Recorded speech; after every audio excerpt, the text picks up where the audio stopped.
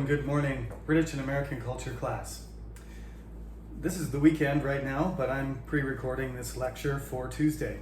So I'll be uploading it ahead of time since it seems to be taking 3 or 4 hours for the lecture to actually appear on YouTube and then get linked to the Cyber Lecture CNU portal. So I got a couple emails so far.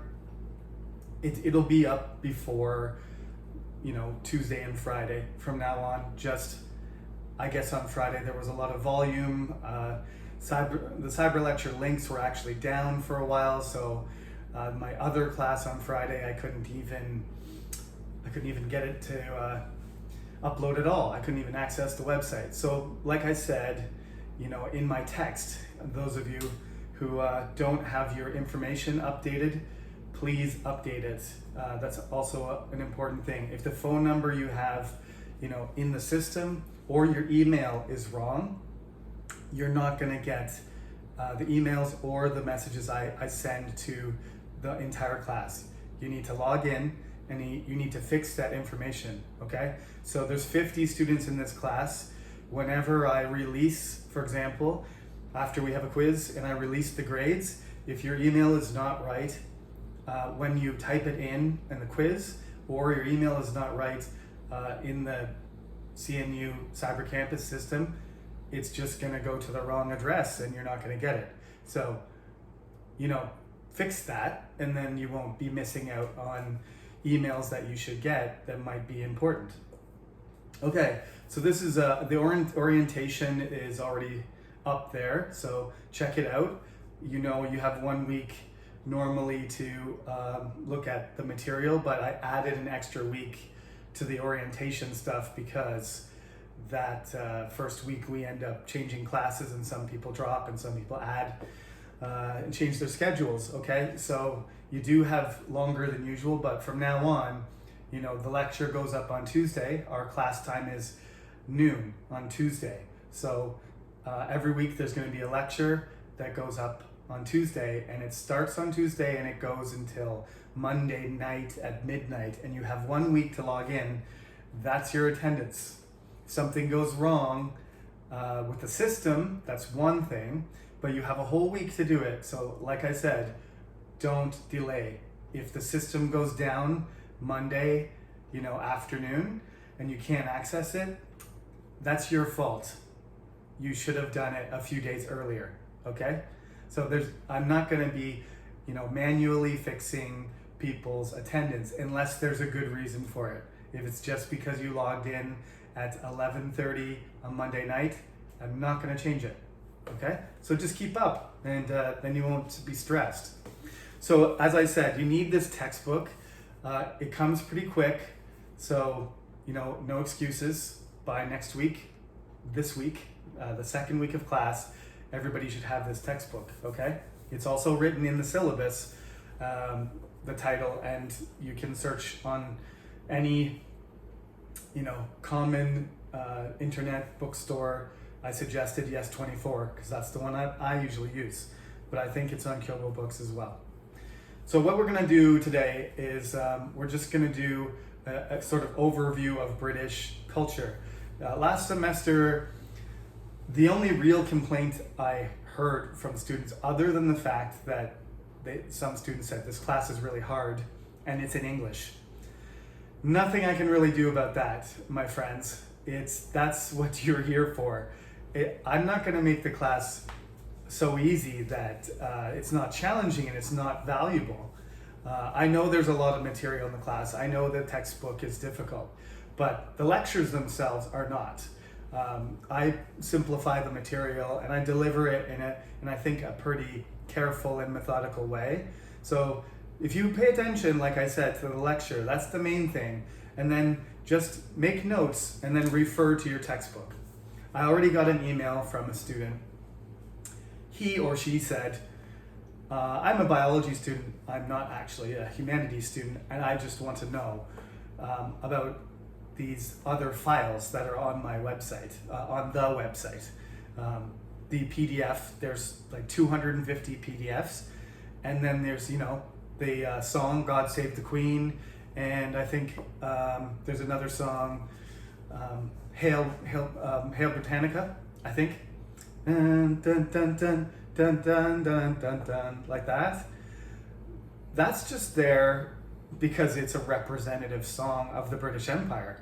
God Save the Queen is there for the same reason. It's not there because I want you to memorize the lyrics and I'm going to say, what's the second line in God Save the Queen? I can just sort of hum along to it. I don't know the words. I'm not going to do that. The questions on the quizzes and the test are all based on what I say, what's on this board, and what's in this book. I will mention some other material, but that's because it's already been mentioned in this class. So to the student that emailed me and to all of you, right, get the information from the class. If you want to know more and you want to understand it further, if you want to do some research for your assignments, then go beyond the lecture and the book. But other than that, I'm not going to ask a multiple choice question about something hidden in my website or in the slides. Not going to happen. Never done that. I sometimes make tricky questions that are difficult, but it's based on what I said, not something that you have to find and guess. Those slides are actually there because before I wrote the book, that was the material for this course. So when you look at those slides, you're actually looking back at Professor Sullivan from 2015 or 2014 when I had a curriculum project, and that was my project. I got some money from a grant from the Korean government to design a class, and this was it. And then I got a grant to write the textbook, and that's how the class evolved. So 9 years later, I'm teaching this class. It's changed. So when I want to use something from the slides, I will say it in this class. Otherwise, you can take a look at the slides because they have pictures that are not in the book. One of the reasons is because of copyright. If you put something copyrighted in the textbook, then and it's not paid for or registered properly, you get sued. So sometimes the stuff is on the internet, it belongs to somebody else, you can look at it. And but as far as what's going to be tested, that's not what that's there for. It's to help you remember the things and imagine and understand and make connections between the things that I say in class. Okay? So that's it. So today we're going to talk about, British culture. American culture is much newer, and in fact, it's derived from English culture originally, and British culture was the dominant culture of American culture. Of course, there's native culture, and there's Scottish, English, Welsh, German, Swedish, Asian, African. We'll get to the American stuff because it starts out though as America starts out as a British colony. Thousands of years later, that culture starts to develop. So we'll talk about that when we get to that period. But we're going to start in British culture way back at the beginning. When human culture started to develop. So the first thing I want to say is we all know Mesopotamia and the Indus Valley and China, and some people believe that civilizations in South America, Egypt, these cultures are the oldest in the world. These civilizations developed before any others, and if you look at them, I'm not here to debate what's older, Damascus or a city in China. That's not what I'm saying. What I'm saying is we're going to talk about British culture and compare it to other cultures a lot. I'm going to compare it to Korean culture because lots of you are Korean, but I'm going to mention China and Canada and America and other cultures as much as I can when I think it's relevant, because the only way you can really judge a culture is by looking at other cultures, right? And that's part of this class two. We're studying American and British culture. We're comparing them and showing how they're related to each other, but it's much more than that.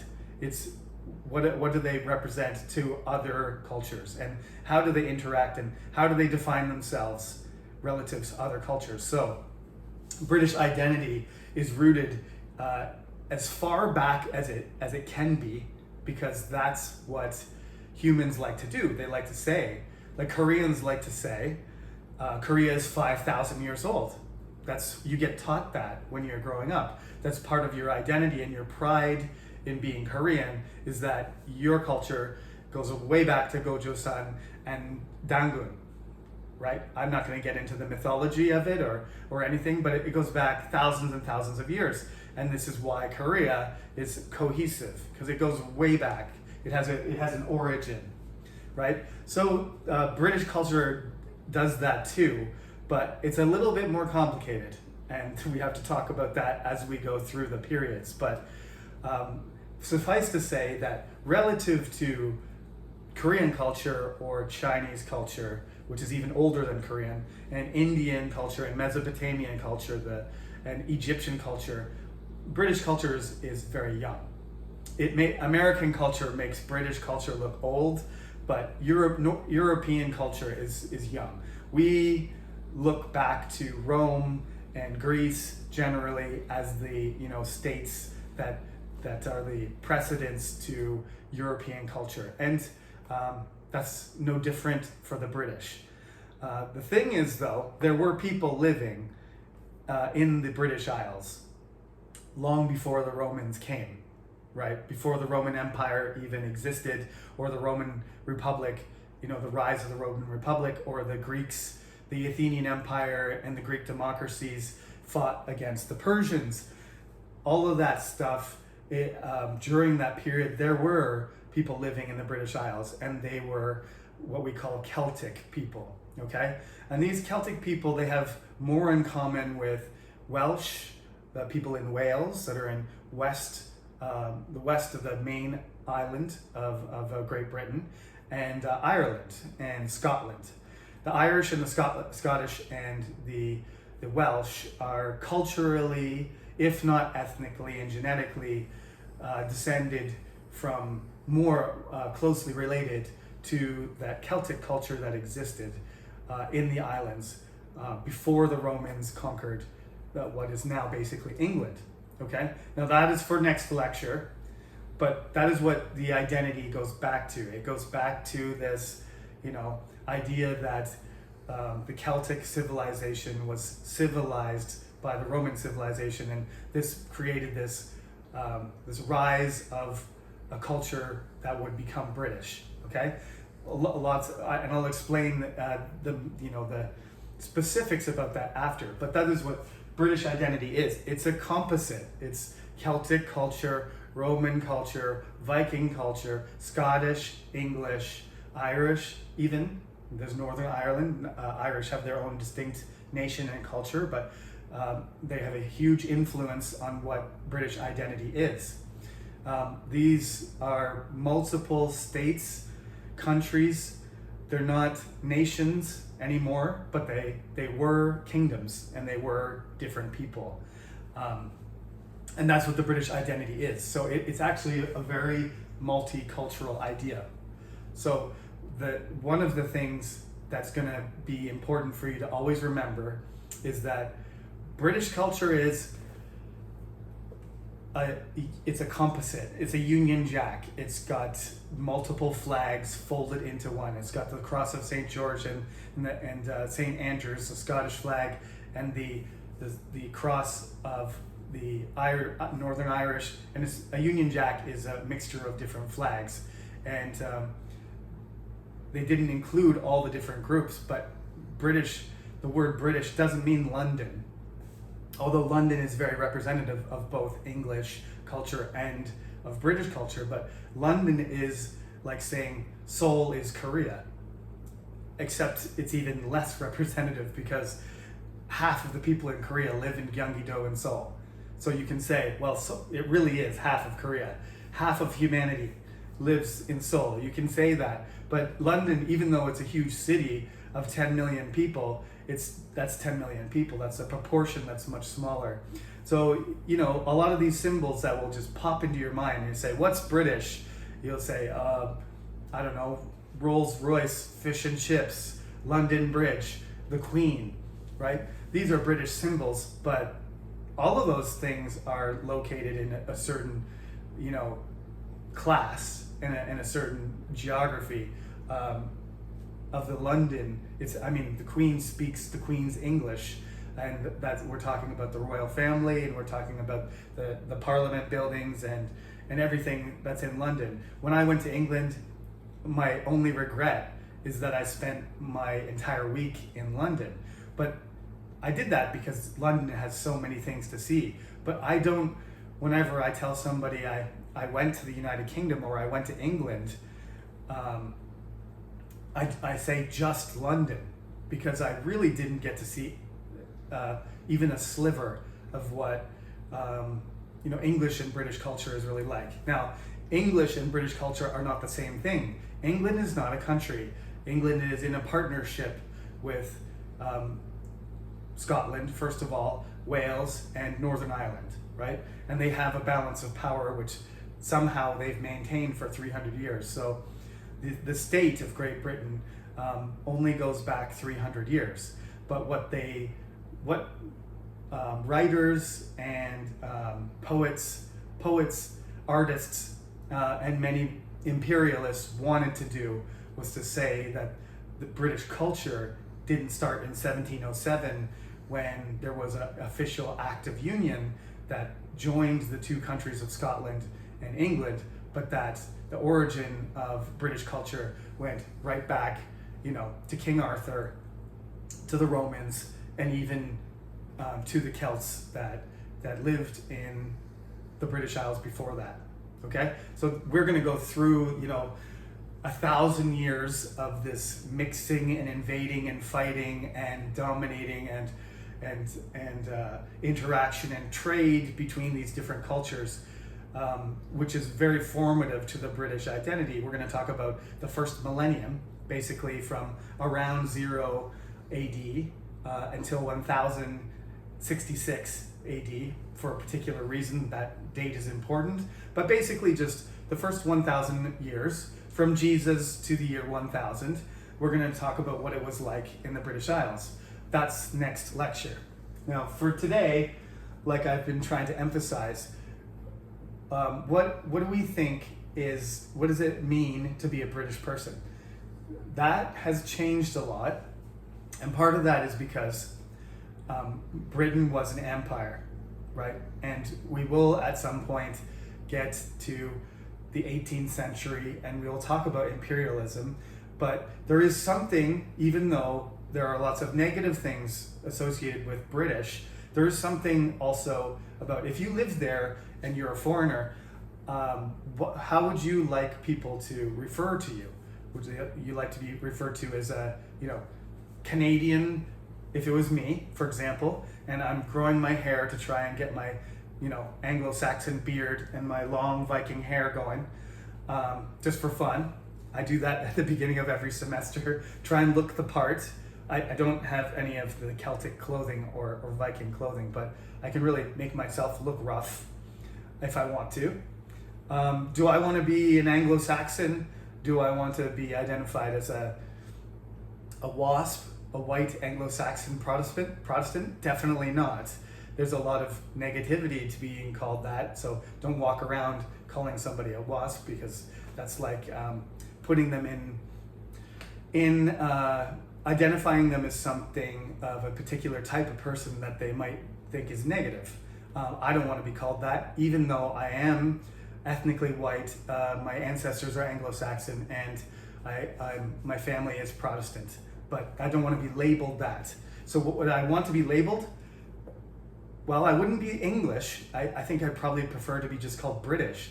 And if I looked different and I was from Jamaica, or I was from India or Pakistan or Australia or Russia, and then I moved there, and got my citizenship, I would get my British passport and my British citizenship, I wouldn't call myself English. I'd be speaking English, but of course I wouldn't be speaking, well, I'd be speaking with a British accent, but I wouldn't be speaking British. That's not a language. So it's a little bit complicated there, but generally people who are, their ancestors have grown up in the Midlands, or, wherever it is, Manchester, since everybody knows, the soccer teams, Manchester United and Manchester City. If your ancestors have been living there for 500 years, you're probably going to call yourself English rather than British. That's, where you would probably feel most comfortable is in that English sort of root. But if your ancestors were from the Caribbean and they were born there, but you were born in London or in, I don't know, Liverpool, York, you probably identify as British first, and in the English association would be less important. The language would be, but the identity wouldn't be. We do need to be, I'm going to try not to use them interchangeably because I don't think that's right. I'm going to use British almost all the time, but once we start here, until the British identity actually starts being used, which is about 300 years ago, there was English people in England, and there was, we got to talk about how each part of Britain formed. And Canada was also, there's a little section in here on Canada because I'm from Canada. Canada was also a colony, and Canada has a tradition of imperialism, and there's some things that I want to mention that I've never talked about before in relation to that, because certain information has not been shared, internationally about things that we should admit about historical things. So we're going to start all the way back, not at the very beginning, like the Ice Age, and then people walk across, frozen land bridge and settle.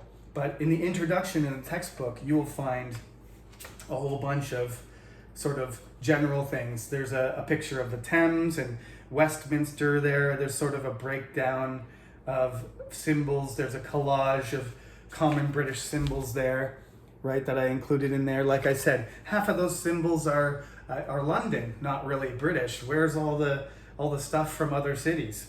You got an umbrella there, but certainly, Big Ben and Elizabeth Tower, St. Paul's Cathedral, the Crown, the London Bridge, the double-decker bus. That's London. London's not half of British culture. Give me a break. Anyway, there's Stonehenge there, and there's some tools. So read it over and get a sense of what I'm talking about when I mean these things.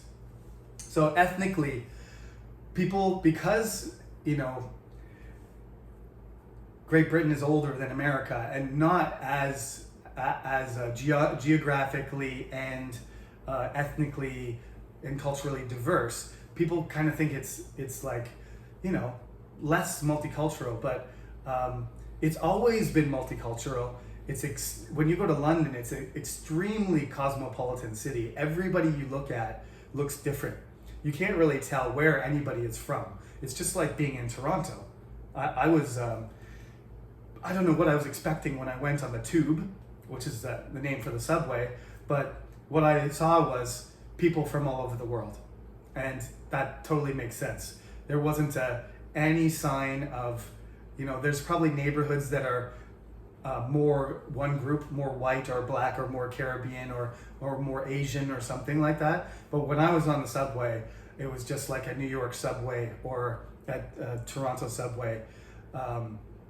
Everybody looked different. When you get on the subway in Korea, this is not a good thing or a bad thing. It's just a fact. When I get on the subway, there's like 2 or 3 people who don't look Korean, and there's hundreds and hundreds of people. I live in Daejeon, not Seoul, so it's a little bit different. But sometimes I'm the only person who sticks out as not being Korean on an entire subway, one entire subway line. That is impossible in London. So in that sense, very multicultural for us who are, I almost said, so for us who are Korean. I've been here a long time. I'm Canadian Korean. So that's one of the things that you do is when you live in Korea and everybody's Korean, or 99%, and you go back home to Canada and you say, you're like, wow, that's, everybody looks different here. It's been like that a long time. There's lots of multicultural, movement of people in the British Isles. Part of that is because of, war and migration and religious conflict and other things like that. But people look at the British as sort of one people when it's really not. English people aren't even one people. Like when people say like, where are you from? I can't really say England because I have English grandparents, Scottish grandparents, Irish grandparents, right? And if I go back a few more generations, I got an Italian ancestor in there. I got Welsh ancestors in there. So like there's 5 different ethnicities at least mixed, and that's very normal, right? If you did a genetic test, you'd probably find something like that or follow your genealogy. But my mother followed our family tree. We got a lot of English people, but if you went far enough back, I'd have ancestors from Germany and Belgium and Denmark and Sweden and Norway. They'd be all over the place. Northern European, to be sure. But I got one Italian great uncle or something in there too, I was told. So there you go. Ethnicity is diverse. Language, English. But when we study next class and we talk about the first millennium, it was a multilingual place too. There were people speaking English, which was Old English. Before that, they were speaking Latin. Then the elite continued to speak Latin, and then people brought in Danish, Old Danish. So we got Danish in there, so we got a Germanic language and a Danish language, Viking language. We got Latin from the Mediterranean. Then the French, the Normans bring French in there, so you got French as well. All these things are, most educated people are speaking 3 languages. And when you get to Queen Elizabeth, when you get to the Tudors, Henry VIII, Queen Elizabeth, Queen Mary, Edward, all the Tudors were basically geniuses. They can all speak like 5 languages, It's like Greek, Latin, Spanish, French, English. Smart people. We'll talk about their personalities much later, but we will talk about them in detail. But multilingual education, a good Latin education, fluent French, and then English to communicate with, the common people was a pretty standard thing. So that's something you would think, would be characteristic of Switzerland or something, a country that's kind of in between bigger countries, and so they need to speak 3 or 4 languages, just to be able to bridge between the cultures that are around them. Polish people can usually speak, Joseph Conrad was Polish, and he could write in English better than anybody else, and you could speak Russian, multilingual. He was a polyglot. So multilingual, multicultural, diverse, right from the beginning. Not something that was created by the British Empire, but all the way from the beginning until now, a very multicultural country. The origin, we'll talk about the heroes and legends. We'll talk about King Arthur a little bit and other stories, real heroes and legendary ones that were created. So we'll talk about some myths and some historical connections with that mythologizing. Obviously, because England and the United Kingdom were sort of not one of the ancient cultures like Greece or Rome, that they connected themselves to those ancient Western cultures, even connected themselves right back to, in some cases, Troy, which is where Turkey is now, right? Lydia and Troy and the Middle East, Mesopotamia and Egypt. They made connections back to the ancient cultures to show that they had a common, background and that they could be unified. Geography. Everybody thinks it's raining all the time in United Kingdom. It does. It is a damp place. It rains a lot. It's cloudy. That's what the weather is like normally. It's not too hot. It's not too cold, but it doesn't rain that much compared to the Netherlands and Belgium. It's not that far. I mean, it is pretty far. It's hundreds of kilometers, but when I was in England, there wasn't a drop of rain. It was only blue sky for a week. That was surprising. Everybody thinks people carry around umbrellas all the time, but that's a manners thing. And I personally don't mind the rain. I think the climate in London isn't dreary or foggy or places for criminals to hide and Sherlock Holmes to discover them and track them down. I think it's a lovely place, and I like the moderate weather, even if it is cloudy and rainy sometimes. One of the most important things about the United Kingdom is, of course, it's islands. It has two main islands, and the relationship between Ireland and England and Scotland are the most important things about British identity. That's the core of British identity and that's related to geography. Scotland is the northern half of the main island, the larger island, I shouldn't say main. The northern half of the larger island is Scotland. The southern half, the nicest part, weather-wise and agriculturally, is England. And then you got kind of a finger sticking out towards Ireland, which is Wales. They have a closer attachment to the Irish culture. And then you got this island, which is Ireland, that's isolated and blocked from the United Kingdom, from Europe by the United Kingdom, by England and Scotland. There's few places in the world. There are some more difficult places in the world to exist, like between countries, like Korea being between Japan, China, Mongolia, and Russia, or Poland being between Turkey, Germany, and Russia, or Israel and Palestine and Iraq being between Iran, Turkey, and Egypt. These are places that, huge cultures come into conflict with each other, sometimes militarily, and they try to control things politically and socially. Ireland is kind of, it's difficult for Ireland to play any country off because there's no one behind them. There's just ocean, and in front of them they've got they're blocked from any allies. They often made allies with the Spanish or the French in an attempt to balance the power with the English, but the English cut them off often. So this is fundamental. It's islands. It's very close though. It's much more influenced by its relationship to Europe than Japan is, in a sense, by proximity.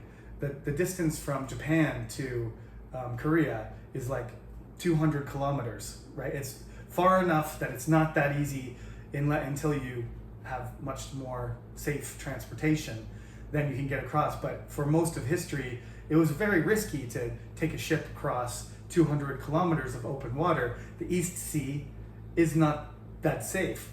Now the North Sea isn't that safe either. Lots of ships crashed, but the distance from France to England, from Dover to Calais at the shortest point, is only about 20 kilometers. You can see it.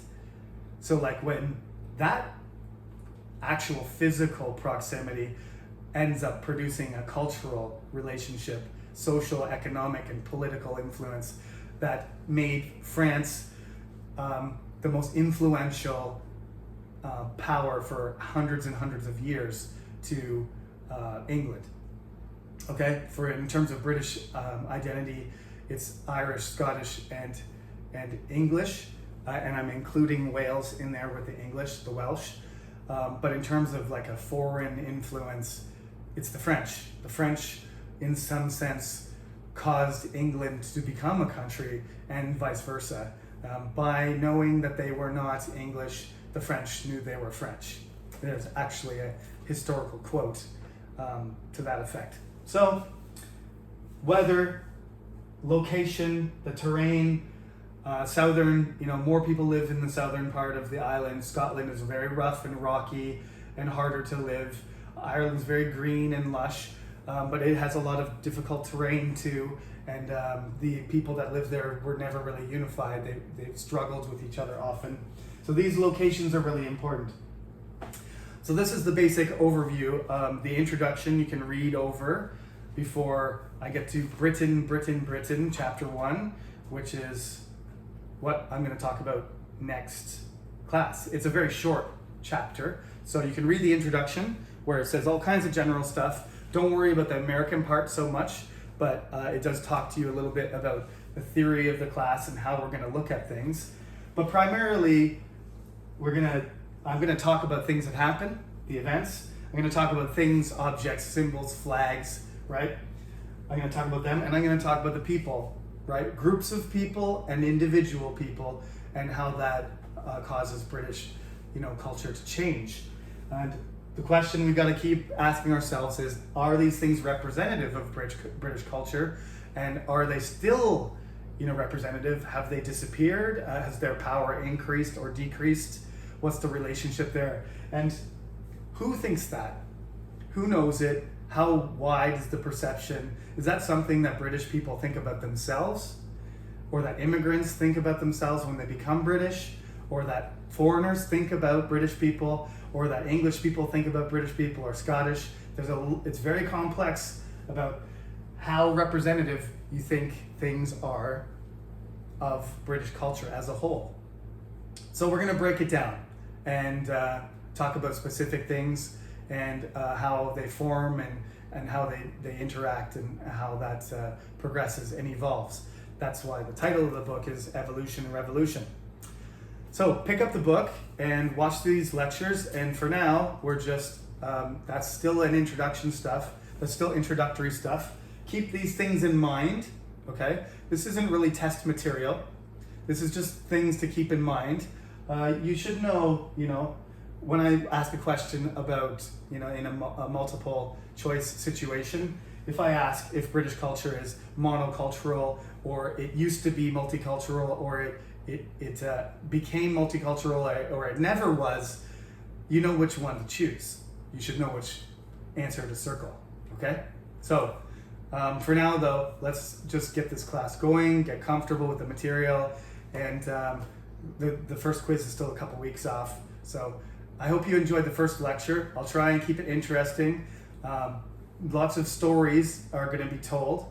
I hope I can tell you some interesting things that you didn't know before and that are entertaining as well as informative. So next lecture, we'll get started on the first millennium. Thank you for listening and have a great day.